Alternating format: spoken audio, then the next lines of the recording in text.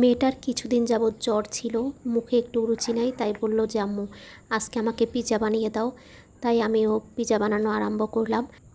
বাহিরের খাবারগুলো খুব বেশি দাম পড়ে, এজন্য আমি একটু কষ্ট করে নিজেই বাচ্চাদের একটু ফাস্ট ফুডের খাবারগুলো আমি নিজেই বানিয়ে দিই।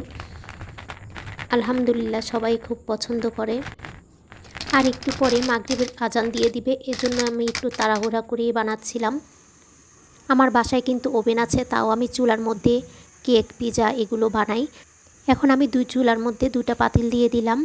ডিম করে চুলাটা জ্বালিয়ে আমি 2টো পাতিল প্রিহিট করে নিচ্ছি।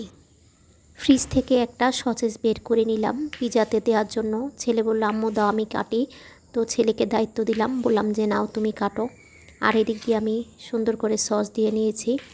এটা হচ্ছে আমার হাতে বানানো সস, আর দোকানের সস ছিল একটুখানি, দুটোটা মিক্সড করে দিয়েছি।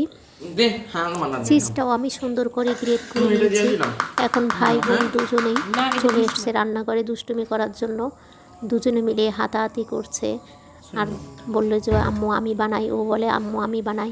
আর এখানে আমার রান্না একটু মুরগির মাংস ছিল, ভাবলাম এই রান্না মুরগির মাংসটুকু একটু দিয়ে দিই। এখন আমি আস্তে আস্তে দিয়ে দিচ্ছি সব। এখনও পিৎজা বানানো শেষ হয় নাই, কিন্তু আজান দিয়ে দিয়েছে। এখন আমি তাড়াতাড়ি করে পিৎজাটা আমি চুলার মধ্যে দিয়ে পরে নামাজ পড়ে আমরা পিৎজা খাবো। তো আপনাদের ভাইয়াও বাসায় ছিল।